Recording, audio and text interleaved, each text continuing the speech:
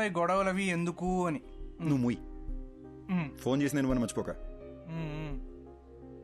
Butterfly, ఇది నీతో కష్టం రా. సారీ. ఓకే. మ్మ్. చూడు butterfly, you are the best thing to happen to me. నీకెప్పుడు ఏ కష్టం వచ్చినా నేను ఇలాగే రియాక్ట్ అవుతాను. Because I love you.